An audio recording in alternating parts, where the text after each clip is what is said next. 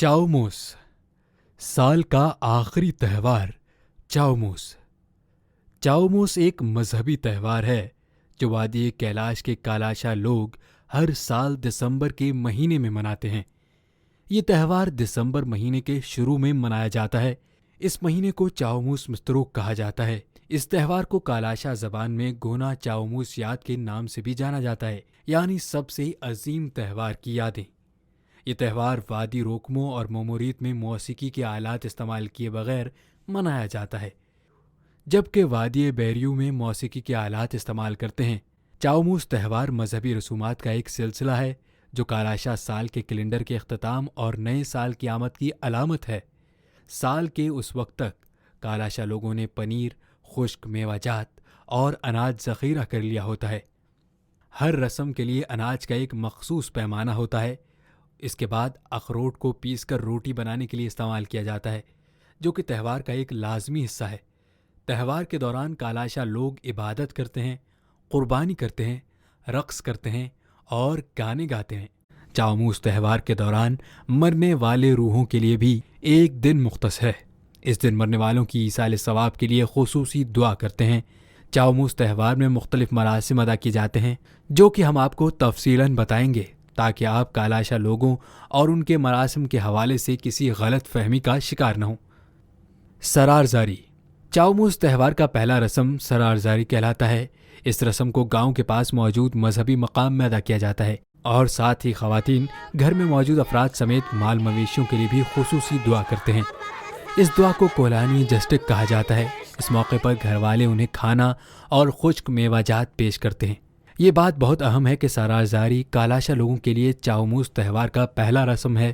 یہی وقت ہے کہ کمیونٹی اکٹھے ہو کر اپنے رسومات اور روایات کو خوش اسلوبی سے سر انجام دیتے ہیں۔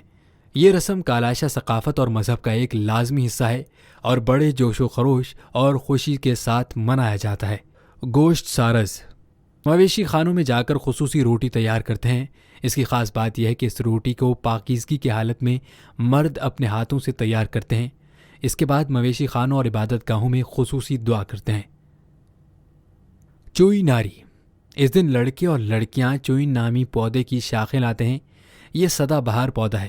وہ انہیں ایک جگہ پر لاتے ہیں، مغرب کی طرف منہ کر کے دعا کرتے ہیں اور پھر پیچھے سے ایک دوسرے کو پکڑ کر زنجیر بناتے ہیں اور گاتے، ناچتے اور دعا کرتے ہیں۔ جسٹک ہان کی طرف آتے ہیں۔ اس دن خواتین اپنے بالوں میں کنگھی نہیں کرتی اور نہیں دھوتی ہیں۔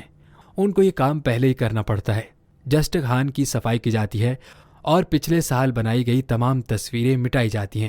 یہ واحد دن ہے جس میں کالاش لوگ سال میں پہلی بار اپنی قلم اور سیاہی تیار کرتے ہیں اور صبح سویرے مذہبی عبادت خانہ جسٹک ہان کے دیواروں پر تصویریں بناتے ہیں، جیسے کہ بکریاں، بھیڑیں اور طرح طرح کی شکلیں بناتے ہیں۔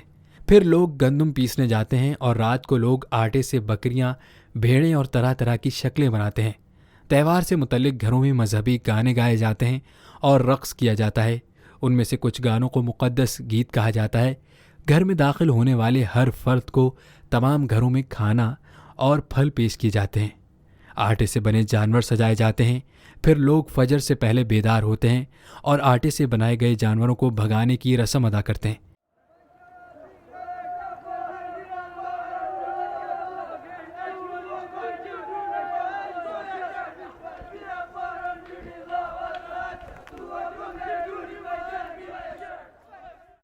دن کے وقت لوگ اپنی جمیلیوں کو تحائف دیتے ہیں۔ جمیلی کا مطلب خاندان کی بیٹی ہے، اس لیے لوگ اپنی بہنوں اور بیٹیوں کو اخروٹ سے بنائے گئے روٹی تحائف میں دیتے ہیں۔ مدائک، یہ تہوار مرنے والے روحوں کے لیے منایا جاتا ہے۔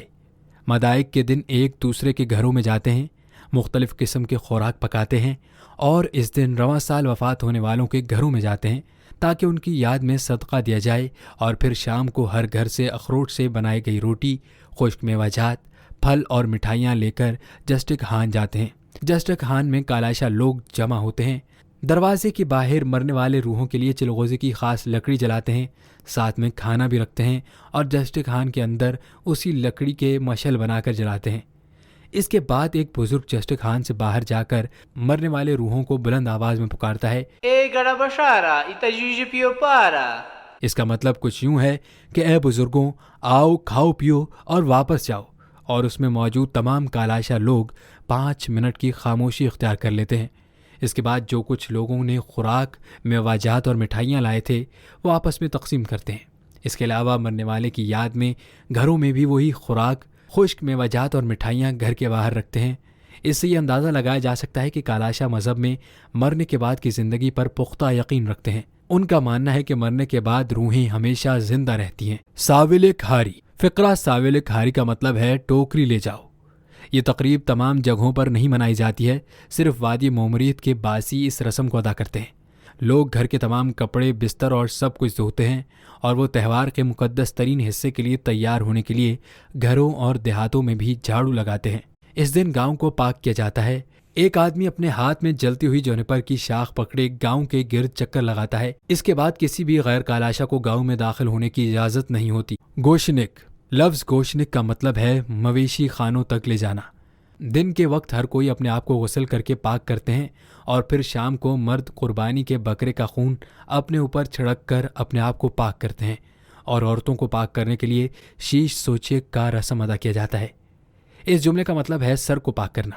خواتین کو پاک کرنے کے لیے پسی ہوئی اخروٹ سے روٹی بنائی جاتی ہے جو کہ مرد پاکیزگی کے ساتھ تیار کرتے ہیں، اور پھر ان کے سروں پر جونیپر کی جلتی ہوئی شاخ کو لہرا کر اور ان پر پانی چھڑک کر پاک کیا جاتا ہے۔ مرد و خواتین جسمانی طور پر پاک ہونے کے بعد بچوں اور بچیوں کے لیے گھروں میں گوشنک روٹی بناتے ہیں۔ لڑکوں کے لیے 2 رسم چیلیک سمبیک اور بوت سمیک ہیں۔ شیلک اور بدھ کا مطلب ہے شلوار اور قمیص۔ سمبیک کا مطلب پہننے میں مدد کرنا۔ لڑکیوں کے لیے ایک رسم ہے چلیک سمیک ہے۔ چلیک کا مطلب روایتی لباس ہے۔ یاد رہے کہ جب کسی کے گھر میں جڑواں اولادیں پیدا ہوتی ہیں ان کے لیے گوشنک کا رسم جوشی تہوار کے موقع پر ادا کی جاتی ہے۔ اس رسم کو بڑی اہمیت حاصل اس لیے ہے کہ رسم کی ادائیگی کے بعد کالاشا لڑکے اور لڑکیاں کالاشا مذہب کے تمام مراسم ادا کرنے کے پابند ہو جائیں گے۔ گوشنک رسم سے پہلے اگر کسی کی وفات ہوتی ہے تو اس کے لیے کالاشا مذہب کے مطابق کوئی رسومات ادا نہیں ہوتے ہیں جو کسی کالاشا شخص کے لیے ادا کیے جاتے ہیں۔ ستک چندرا فقرہ ستک چندرا کا مطلب ہے مشالوں کا چھوٹا تہوار۔ اس تہوار کو پوشاؤ رات بھی کہا جاتا ہے۔ پوری رات کو گوشنک روٹی بنانے کے بعد صبح گوشنک کی رسم ادا کرنے والے بچوں اور بچیوں کی والدہ کی طرف سے ان کے چچا، ماموں، خالہ، دادا دادی اور دیگر رشتہ دار تحائف لے کر آتے ہیں اور خصوصی لباس پہننے میں ان کی مدد کرتے ہیں۔ لڑکوں کے لیے لباس اور ایک پتلون اور ایک خاص بیلٹ، گھنٹیاں اور پگڑی ہوتی ہے۔ لڑکیوں کے لیے ٹوپی اور کالی قمیض جس میں کمر کے گرد بیلٹ ہوتی ہے وہ انہیں پہنتے ہیں، لیکن ان گھنٹیوں کے بغیر جو لڑکے کے لباس کے ساتھ ہیں ان بچوں کو انہیں چاؤموس ختم ہونے تک پہننا ہوتا ہے۔ اس موقع پر گوشنک میں آنے والے چچا، ماموں، خالہ، دادا دادی اور دیگر رشتہ داروں کو شمون پہنا کر خوش آمدید کرتے ہیں اور پھر ان کو خشک میوہ جات، اخروٹ کی روٹی اور دیگر تحائف سے نوازا جاتا ہے۔ پرانے زمانے میں یہ رسم اس وقت ادا کی جاتی تھی جب لڑکا یا لڑکی 12 یا 13 سال کا ہو جاتا تھا، لیکن آج کل کم عمری میں بھی یہ رسم ادا کرتے ہیں۔ ان کے والدین کو سرپرست کہہ کر مبارکباد دیتے ہیں۔ اور جو بھی مبارکباد دیتا ہے گھر والوں کی طرف سے انہیں بھی تحفہ دیا جاتا ہے۔ شام کے وقت ان بچوں کو مخصوص لباس پہنا کر پاک کیا جاتا ہے۔ لڑکوں کے لیے بکرا یا مینڈھا قربان کیا جاتا ہے اور لڑکی کے لیے ششاؤ کی رسم ادا کی جاتی ہے۔ گونا چندرا فقرہ گونا چندرا کا مطلب ہے مشالوں کا عظیم تہوار۔ ہر ایک کے پاس ایک مشعل ہونا ضروری ہے۔ اگر کوئی گھر پر نہیں ہے تو گھر والوں کو چاہیے کہ وہ اس کی طرف سے مشعل بنا دے۔ کسی کالاشا کو غیر کالاشا کے گھر جانے یا غیر کالاشا کو چھونے کی اجازت نہیں ہے، بصورت دیگر اسے تہوار میں شرکت کی اجازت نہیں ہوگی۔ پرانے زمانے کی روایت کے مطابق وادی مومریت میں ان 3 دنوں میں لوگ گھروں میں نہیں رہتے تھے۔ مرد، عورتیں اور بچے ساری رات باہر رہ کر یہ مقدس گیت گاتے ہیں، دعا مانگتے ہیں، جبکہ وادی روکمو میں 7 دن تک یہ سلسلہ جاری رہتا ہے، اور وادی بیریو میں صرف وہی بچے یہ رسم ادا کرتے ہیں جن کی اس سال گوشنک نامی رسم ادا کیا جا رہا ہو، اور ان بچوں کو پراپانڈاوا کہا جاتا ہے۔ لاوک بیک لفظ لاوک بیک کا مطلب ہے لومڑیوں کا گھیرنا یا ان کا پیچھا کرنا۔ یہ حقیقی چاؤموس کے ختم ہونے کے 1 دن بعد منایا جاتا ہے۔ ایک اور رواج جسے پراپانڈاواکا کہا جاتا ہے۔ پراپانڈاواکا کی سرگرمی میں حصہ لینے والے مرد عورتوں جیسا لباس پہنتے ہیں اور عورتیں مردوں جیسا لباس پہنتی ہیں۔ وہ بھیس بدلنے کے لیے اپنے چہروں کو ڈھانپ لیتے ہیں تاکہ کسی کو معلوم نہ ہو کہ وہ کون ہیں۔ اس دن کالاشا مذہبی پیشوا اور بزرگ لوگ لومڑی کی نقل و حرکت کو دیکھ کر آنے والے سال کے حوالے سے پیشگوئی کریں گے۔ اس کے علاوہ سورج اور چاند کا بھی مشاہدہ کرتے ہیں۔ چاند اور سورج کی نقل و حرکت کو دیکھنے کے بعد فیصلہ جاری کریں گے کہ یہ سال کیسے رہے گا۔ یاد رہے کہ سورج جاگے کو حکومت پاکستان کی درخواست پر یونیسکو نے انٹیچیبل کلچر ہیریٹیج میں شامل کیا ہے۔